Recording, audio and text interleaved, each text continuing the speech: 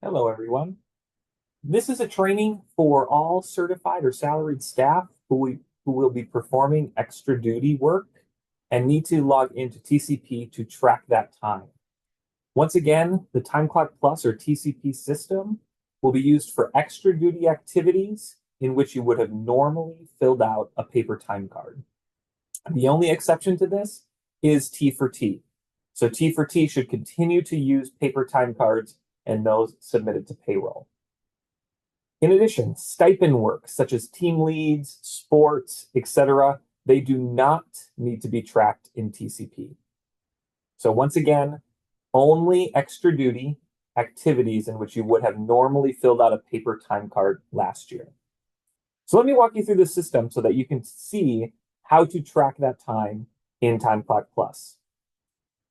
When you log on to the website, which we will send in this email with this recording, you will see a screen that looks like this. Under your ID number, you're going to type your employee ID number.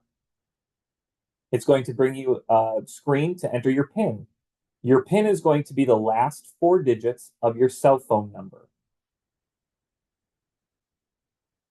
If you lose any of your credentials or you need help logging in, please reach out to your payroll coordinator and they can help you.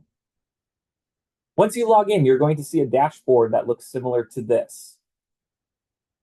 Over here on the left-hand side, you're going to go to Manage Timesheet. This will bring up this week's timesheet. You will notice that I cannot go back to previous week's timesheets. That is because at the end of each week, we close the week, usually about Monday midday. We close the previous week so that payroll can begin processing for that week. So once again, every week is closed. It's not just at the end of payroll weeks. So if we take a look at this week, I'm going to go through an example. Let's say on Tuesday, August 13th, I tutored after school. And so I'm going to click the add button. It's going to bring me up to a screen that looks like this. So on August 13th, I'm going to say that I started my tutoring at 3 p.m. and I ended it at 4 p.m. I can ignore this break type here. Under the job code, I'm going to click on the appropriate job code for this activity. Now, let me give you a little bit of background with regards to where that job code comes from. As you know, an employee personnel action request or an EPAR needs to be submitted prior to any sort of extra duty work taking place. That EPAR will go through the proper approval channels and will end up in payroll. Payroll will then take that EPAR and enter the job code that's appropriate for the activity from that EPAR. What that means, though, is it's going to be extremely important that the EPARs are placed at least a week prior to the event taking place so that payroll has time to add that job code to your account. If you do not have that job code in your account, you're not going to be able to punch in. So it's important, once again, to make sure that the EPARs are put in and processed so that you can add that job code. Okay, so let's say that EPAR went through, and once again, it's tutoring. So I'm going to click on the job code of tutoring. Cost code you can ignore, but under notes, it is a required field. And so as you recall, I just talked about that EPAR and the importance of processing that EPAR. One approver in that EPAR process is going to be federal programs. And so federal programs is going to take a look, and let's say it's after school tutoring, they're going to get the EPAR and they will send the requester of that EPAR a Google form in order to track attendance, lesson plans, and any other documentation that's necessary for federal compliance. So in the notes section here, you're going to put the activity that will allow federal programs to match the activity with the documentation. So in this case, I'm going to put math tutoring. Okay, so once again, as the EPAR goes through, saying that I'm going to be performing math tutoring, federal programs will get that EPAR, send the admin coordinators a form that will allow you to attach things like attendance sheets, lesson plans, and all those required documentations. And so when they take a look at this time, they can look at the note that says math tutoring and match it to the documentation that has been sent. So once I have all of that information submitted, I click save, and I can see that my time has been entered here. If I look in the upper right-hand corner, it shows me my total for the week, and I've worked that hour. This approve button is extremely important. So again, employees are going to approve their time at a minimum by the end of the week. However, I strongly recommend that after you enter your time in, you just hit the approve button. And that will then approve your time and you're all set to go. So let's say once again, I'm going to tutor again on Wednesday just to go through another example.